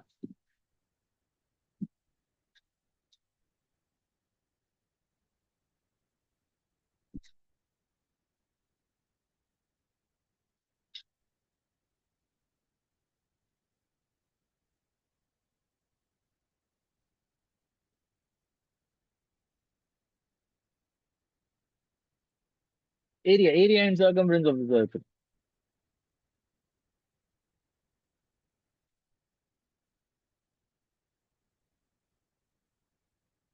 Yes, very good. Area is pi r square and circumference is 2 pi r. Very good. So see, same. First, let's see the sample input and output. So we have some fun characters. You see, first sample input, we have radius. So radius is 5. So what is the area? So if you calculate pi r square, you would get 78.50. Since we are running out of time, I'll just directly get to the point. If you calculate perimeter, that is 2 pi r. Okay, so you will get 31.40. Right? Second sample input, let's see. Radius is 2. So pi r square and 2 pi r would be same. Right? Pi r square and 2 pi r would be same. Right? So we will get 12.56 and 12.56. Now, how to calculate it? Can you, anyone, tell me the algorithm for it? Can anyone tell me the algorithm for it? How to calculate? How to write the program? That's what I'm asking. You have seen me writing algorithm for two things. Tell me the first line, first thing. Yeah, take R value from the user. Very good. You can post it for everyone so that other people can also see. Okay. Post the message for everyone. Yeah, take yes, phi value to be a constant. Very good. Very good, Hari. Loved that. Okay. Very good. Yeah, next. What is the third step? Calculate pi into R into R. How we can do that? Next, calculate 2 into pi into R. Then display both of them, right? So it's very easy. We don't even have to uh, talk about these questions any longer because basic math, you guys know, input output, you guys know, multiplication, you guys know. You can do that happily. Done? Right. Now let's see the work of my team here. They have struggled a lot, spent a lot of hours. Okay, credit goes to them. Good shout out to them, right? You see here, we have first line, we are taking input from the user. Second line, as Hari told, we have declared 3.14, the value of pi as a constant. What is the convention? We used to write it in uppercase. Now, third line, we are calculating pi into r into square, pi r square. So r power 2, double aspect. Now, circumference of the circle, 2 into pi into r, 2 into pi into r. At that into, we have aspect. Now, we are displaying them, and we are only displaying up to 2 digits. Okay, or let me show you the next slide. Then you will be able to, okay, understand this one. Right. I hope this is fine for me. Then I forgot to switch them. Now, enter radius. So first, what happens? The user is going to enter the radius. Let us see the flow of it. The same thing should go in your mind. This is what happens in my mind. Okay, that's why I have good clarity. Anyone who is good in coding has this visualization in his mind. You are the first compiler, right? Your brain is very much more capable of doing a lot of other stuff. So first line we are executing. So R is equal to float of input. So what happens? So enter radius will be displayed on screen and you have entered radius as well. Then first line is executed. Now your R variable in the memory, okay, some random memory, let us say 1010, there that file will be located. Now next, you're calculating pi. You have assigned 3.14 to pi. So what will happen again in the memory? Okay, that pi will be assigned a memory location. The name of the memory location is pi. It will be assigned with 3.14. Next step, okay, we are calculating area. Another variable will be created and area is equal to pi into r into r. Just like we calculate, system also does the same. Pi value is 3.14, r value is 5 and 2 we have. So square both of them. So first, that power will be calculated 5 power 2, that is 25, 3.14 into 25, you will be getting 78.50. Okay. So area that will be assigned with 78.50. That's what happens in the memory. Next, circumference, same thing. 2 into pi into r we have. Next, it goes on to calculate all of them. Circumference, you will have, okay, 3.144000002. Very big number we'll get. Okay, and it will be stored in the memory in the same manner. Now, what I have to do, I have taken input, I have performed the calculation, everything is stored. My system did all the work. It's having the answer with it. I cannot see that because it's need to display in order to convey that to me, right? So how it can display? By using print. Okay. So area of a circle we are printing, right? And area. So area is stored inside that variable area. 78.50 is the value. So comma you kept. So we are able to print it. Let me run that line once again. Okay. That value will be taken from that memory. It will be printed. Circumference. Same thing is going to happen. Circumference of the circle. The text will be printed. Comma circle. So circle. Circle is nothing but the 3.14002 that we have. Okay. That is going to be executed, right? That's how you will get area and the perimeter of the, sorry, area and circumference of the circle. Now, as I told you, I would like to have good interaction. I want you to have fun because no one will tell you to watch the cricket match. No one will tell you to watch a series overnight. I hope most of you might have done that. Whenever a series, new season is released, you will complete that in 2 days. The motivation you get for having fun, no one has to tell you. Similarly, if you have to convert that motivation, that interest to coding, you should have fun.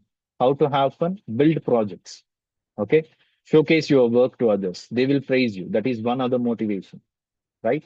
And having fun in learning, that is what I believe. So we also have some fun quiz questions for you. Okay. So we have code. I have the code here, and there is error in this code. Can you spot that error? You have 60 seconds. Your time starts now. Can you find the error in this code? I hope you have seen the syntax of ways of printing. Okay, even if you don't know that, it's very basic. I have also explained that to you. Okay, earlier in our, yeah, yesterday only, I think I have explained that to you. The time is running out. 36, 35, 34. Post all your answers. I'll reveal it when the timer runs out. Okay, what's the error? Have you spotted it? Have you spotted it? Have you spotted it? I cannot click on anywhere. I cannot see your messages as of now. Sorry. So 20 seconds, 19. Time's running out. We are only getting very few responses. I want everyone to be involved. Okay. Talk to me. That will motivate me a bit. Okay. To have brief sessions, good session, descriptive sessions. 2, 1, and 0. So how many of you spotted the error? Okay. So if not, let's see what Python is going to give us. Okay.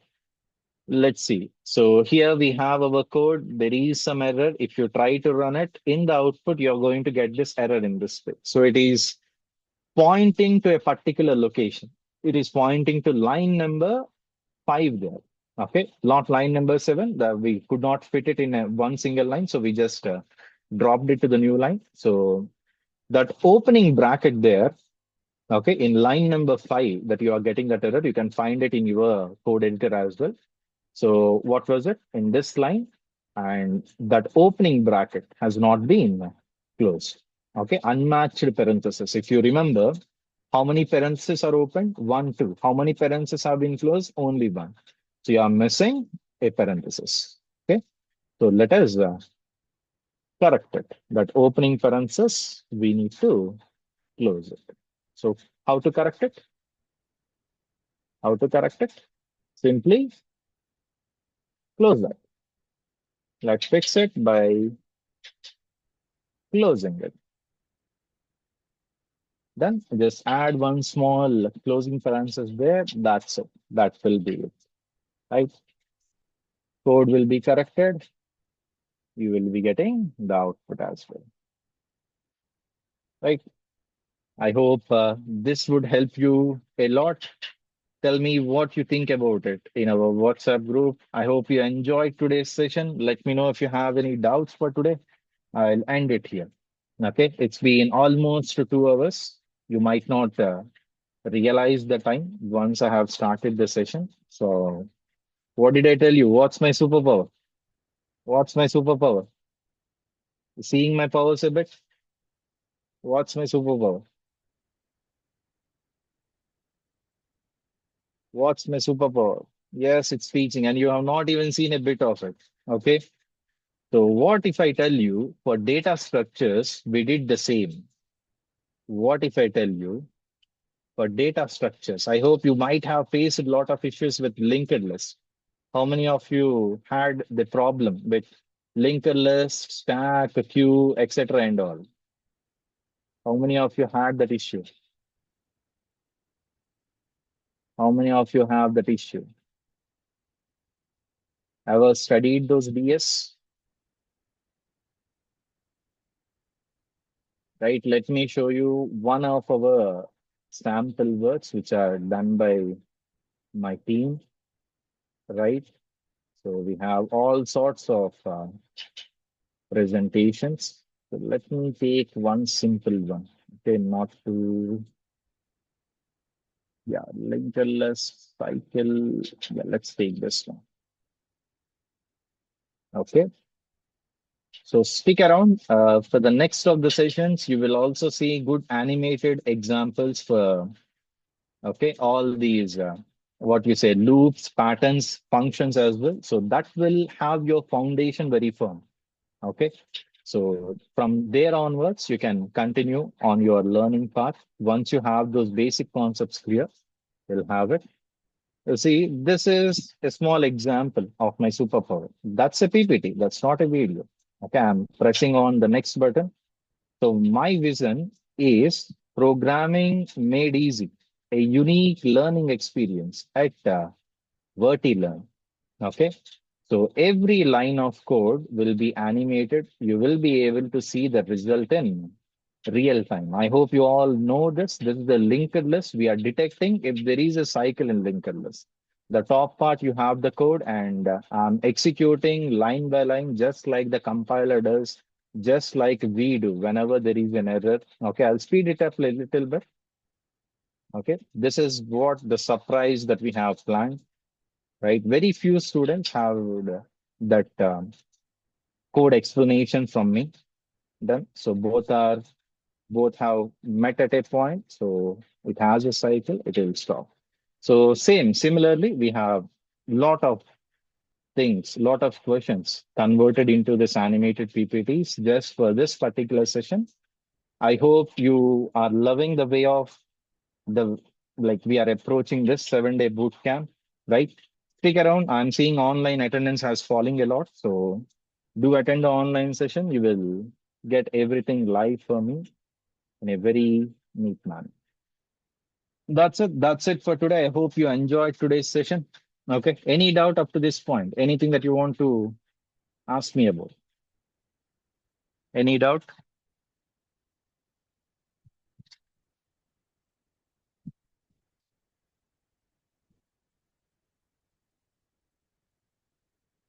Any doubt?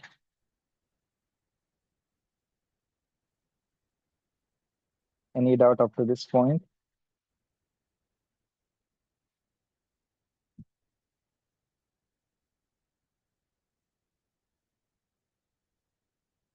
Yes, there is a quiz. Okay. You guys voted, na? You wanted a quiz every day. So our team is working. We are spending a lot of time for you to get better. I would be happy if at least 5 to 10 people, or if at least one person can get good result from this 7 days efforts that we are keeping. My team has been working on these, not project. We are going to build a calculator. Okay, I'll drop a small demo if you guys like it. Um But anyway, not that big, normal calculator. We are going to build a desktop project. So if at least one person of you can find benefit from this course, I'll be happy with it. My 7 days have not went to waste. So do attend the live session. I'll see you again tomorrow, same timing, 7 to 8, 8:30. We'll try to close it. I cannot compromise on my explanation, so it would be a bit longer if needed. So that's it. That's it for today. I'll see you again tomorrow, same timings. Do attend the live. Sure, sure. Bye bye. See you tomorrow.